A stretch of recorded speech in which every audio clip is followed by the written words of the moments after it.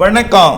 இந்திய வானிலை ஆய்வு நிறுவனம் வெளியிட்டிருக்கூடிய இன்றைய வானிலை ஆய்வறிக்கை 2025 மே 11 மதியம் 1:45 வெளியிட்ட வானிலை ஆய்வறிக்கை. தமிழகம், புதுச்சேரி மற்றும் காரைக்கால் பகுதிகளுக்கான தினசரி வானிலை ஆய்வறிக்கை. கடந்த 24 மணி நேரத்திற்கான வானிலை தொகுப்பு. மழை நிலவரம். தமிழகத்தில் ஓரிரு இடங்களில் காரைக்கால் பகுதிகளில் மழை பெய்திருக்கிறது. புதுவையில் வறண்ட வானிலை காணப்பட்டது. பதிவான மழை அளவு சென்டிமீட்டரில் கள்ளிக்குடி மதுரை 5 சென்டிமீட்டர், திருக்கோயிலூர் கள்ளக்குறிச்சி மாவட்டம், BASL வேங்கூர் கள்ளக்குறிச்சி மாவட்டம், நாகப்பட்டினம் மாவட்டம் தலா 4 சென்டிமீட்டர், சேலம் மாவட்டம் கரியக்கோவில் அணை, கள்ளக்குறிச்சி மாவட்டம் மணலூர்பேட்டை தலா 3 சென்டிமீட்டர், பெரம்பலூர் மாவட்டம் பெரம்பலூர் AWS, மதுரை மாவட்டம் திருமங்கலம், பெரம்பலூர் மாவட்டம் பெரம்பலூர், தர்மபுரி மாவட்டம் மருந்தகல்லி, மதுரை மாவட்டம் பேரையூர் தலா 2 சென்டிமீட்டர், தூத்துக்குடி மாவட்டம் சூரங்குடி, காரைக்கால் மாவட்டம் காரைக்கால் மற்றும் காரைக்கால் AWS தலா 1 சென்டிமீட்டர். வெப்பநிலை நிலவரம். அதிகபட்ச வெப்பநிலை மதுரை விமான நிலையத்தில் 40 டிகிரி செல்சியஸ் பதிவாயிருக்கு. குறைந்தபட்ச வெப்பநிலை சமவெளி பகுதிகளில் கரூர் பருமத்தில் 22 டிகிரி, இரவில் 22 டிகிரி செல்சியஸ் கரூர் பருமத்தில் பதிவாயிருக்கு. கடந்த 24 மணி நேரம் தமிழக, புதுச்சேரி, காரைக்கால் பகுதிகளில் அதிகபட்ச வெப்பநிலையில் பொதுவாக பெரிய மாற்றம் ஏதும் இல்லை.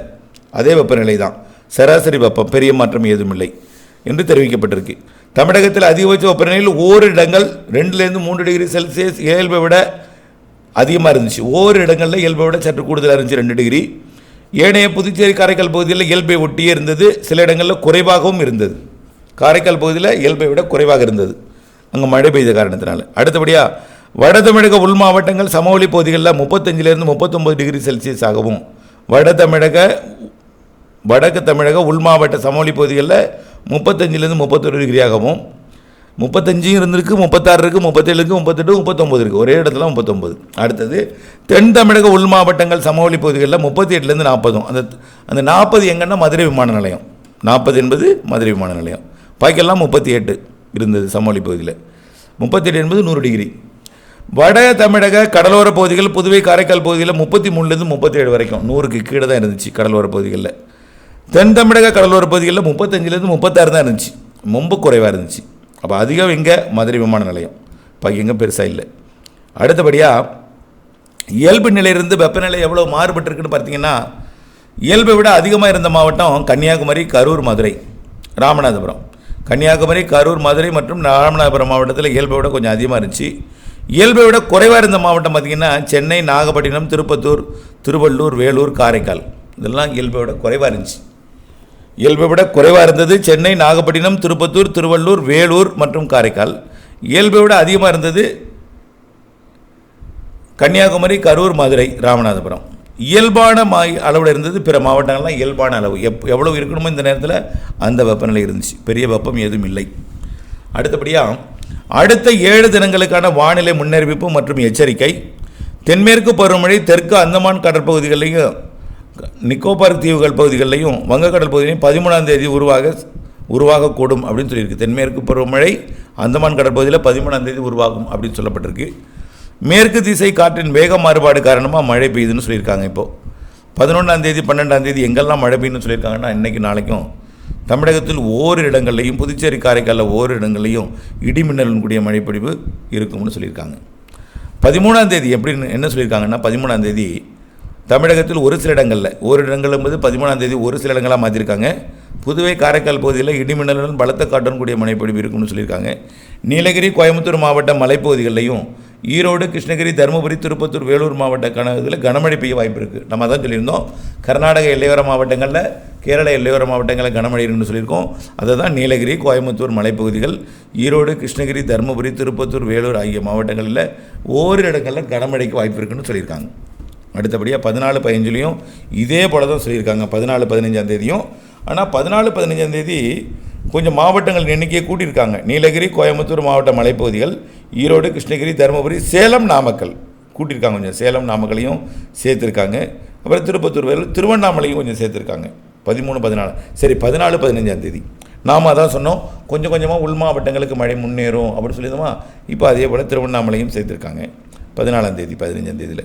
நம்ம என்ன சொல்லுவோம், 14-15 டெல்டாவுக்கே மழை உண்டு, புதுச்சேரிக்கும் மழை உண்டு, 14-15 சொல்லியிருக்கோம். ஓகே, 16, 17 இப்படி தாங்க தொடரும், இதே வானிலை தான். ஆனால் என்ன சொல்லியிருக்காங்கன்னா 16, 17 இதே தான் தொடரும் மாத இறுதி வழி நம்ம சொல்லியிருக்கோம். ஆனால் 16, 17 அவங்க என்ன சொல்லியிருக்காங்கன்னா தமிழகத்தில் ஒரு சில இடங்கள் புதுச்சேரி காரைக்கால் பகுதிகளில் மிதமான மழை பெய்யக்கூடும்னு சொல்லியிருக்காங்க 16, 17. ஆனால் இதே மாதிரி தான் எல்லா மாவட்டங்களுக்கும் கொஞ்சம் பரவலாகவே மழை இருந்துகிட்டே இருக்கும், தென்மேற்கு பருவமழையும் நம்ம சொல்லியிருக்கோம். அடுத்தபடியாக சென்னை மற்றும் புறநகர் பகுதிகளுக்கான வானிலை அறிக்கை. இன்று 11ஆம் தேதி வானம் ஓரளவு மேகமூட்டத்துடன் காணப்படும்னு சொல்லியிருக்காங்க. சென்னை மற்றும் புறநகர் பகுதிகளுக்கான வானிலை முன்னறிவிப்பு வந்து இன்று 11ஆம் தேதி வானம் ஓரளவு மேகமூட்டத்துடன் காணப்படும், ஒரு சில இடங்களில் இடிமின்னலும் கூடிய லேசான மிதமான மழை பெய்ய வாய்ப்பு உள்ளதுன்னு சொல்லியிருக்காங்க. மதியானம் பெய்திருச்சு. அதிகபட்ச வெப்பநிலை 36, 37 டிகிரி செல்சியஸ் ஒட்டியும் குறைந்தபட்ச வெப்பநிலை 28, 29 டிகிரி செல்சியஸ் ஒட்டியும் இருக்கக்கூடும்னு சொல்லியிருக்காங்க. நாளைக்கு எப்படி இருக்குன்னு சொன்னீங்கன்னா இதே போல தான் சொல்லியிருக்காங்க. வான மேகமூட்டத்துடன் காணப்படும், நகரின் ஒரு சில பகுதிகளில் லேசான மிதமான மழை பெய்யக்கூடும் அப்படின்னு லேசான மழை தான் சொல்லியிருக்காங்க. மிதமான மழையில் நாளைக்கு லேசான மழை பெய்யக்கூடும்னு சொல்லியிருக்காங்க. அடுத்த மீனவர்களுக்கான எச்சரிக்கையை பொறுத்த வரைக்கும் இன்றைக்கி எதுவும் இல்லை, இன்றைக்கி எச்சரிக்கை எதுவும் இல்லை. நாளை 12, 13, 14, 15 நம்ம சொன்னது தான். 12ஆம் தேதி, 13ஆம் தேதி, 14ஆம் தேதி, 15ஆம் தேதி இப்படியே மாத இறுதி வரைக்கும் எச்சரிக்கை இருக்கும் நம்ம சொல்லியிருக்கோம். ஆனால் 15ஆம் தேதி வரை நிறுத்திருக்காங்க இவங்க. 12, 13, 14 நிறுத்திருக்காங்க. 12, 13, 14 என்ன சொல்லியிருக்காங்கன்னா தென் தமிழக கடலோர பகுதிகள், மன்னார் வளைகுடா மற்றும் அதனை ஒட்டியுள்ள குமரி கடல் பகுதியில் சூறாவளி காற்று மணிக்கு 45லேருந்து 50 கிலோமீட்டர் வேகத்தில் இடையிடையே 55 கிலோமீட்டர் வேகத்தில் வீசக்கூடும்னு சொல்லியிருக்காங்க. அதை நம்ம சொல்லியிருக்கோம். 12ஆம் தேதியிலேருந்து காற்றோட வேகம் அதிகரிக்கும்னு 15 தினமாக வரிச்சிட்ருக்கோம். அது 12ஆம் தேதியிலேருந்து அதிகரிக்க போது மாத இறுதி வரைக்கும் இந்த காற்று இருக்கும். 65 கிலோமீட்டர்லாம் உயர்ந்துடும். வரக்கூடிய 20ஆம் தேதியெலாம் 60, 65, 70ன்னு கூடினோம். தெற்கு காற்றோட வேகம் இலங்கை சுற்றுவட்டார கடற்பகுதி மணலோட நம்ம சொல்லியிருக்கோம். அடுத்தபடி மேற்கண்ட நாள்களில் மீனவர்கள் இப்பகுதிகளுக்கு மீன்பிடிக்க செல்ல வேண்டாம் என்று அறிவுறுத்தப்படுகிறார்கள் என்று கேட்டுக்கொள்ளப்படுகிறது. அடுத்தது அரபிக்கடலை பற்றி எதுவும் சொல்லலாம். ஆனால் அரபிக்கடலையும் நம்ம வந்து வரக்கூடிய 20ஆம் தேதியிலேருந்து காற்றோட அச்சுறுத்தல் இருக்குன்னு சொல்லியிருக்கோம். 16ஆம் தேதிக்கு மேலே அரபிக்கடலையும் காற்று இருக்கும். 18லேருந்து கண்டிப்பாக காற்று இருக்குன்னு சொல்லியிருக்கோம். மழைப்பொழிவு எவ்வளவு பெஞ்சிருக்கு அப்படின்னு பார்த்தீங்கன்னா பெய்ய வேண்டிய மழைப்பொழிவு 83.4, தமிழ்நாட்டில் புதுச்சேரியில் 83.4, ஆனால் பெஞ்சிருக்கிறது 134.9, 62% கூடுதல் மழைப்பொழிவு பொழிந்திருக்கு. 62% கூடுதல் மழைப்பொழிவு பொழிந்திருக்கு. இதில் தருமபுரி மாவட்டம் 1% குறைவாக பெஞ்சிருக்கு, பாய்க்கலாம் கூடுதல். தருமபுரி மாவட்டம் 1% குறைவு, காஞ்சிபுரம் மாவட்டம் 22% குறைவு. அடுத்தபடியாக பார்த்தீங்கன்னா ராணிப்பேட்டை மாவட்டம் 6% குறைவு, பாய்க்கெல்லாம் சராசரி கூடுதல். ஒரு 4 மாவட்டம் குறைவான மழை பொழிந்திருக்கு சராசரிக்கு. அது ராணிப்பேட்டை மற்றும் தருமபுரி, அடுத்தபடியாக காஞ்சிபுரம். இந்த மாவட்டம் ஒரு 3 மாவட்டங்களுக்கு குறைவான மழை பொழிந்திருக்கு சராசரிக்கு. பாய்க்கெல்லாம் சராசரி கூடுதல். மொத்தம் ஒட்டுமொத்த தமிழ்நாட்டில் 62% கூடுதல் மழை பொழிவு பொழிந்திருக்கு. ஆகவே தொடர்ந்து வானிலை கூட இணைந்திருங்கள், வானிலையிலிருந்து திட்டமிட்ட பணி செய்திருங்கள். நன்றி.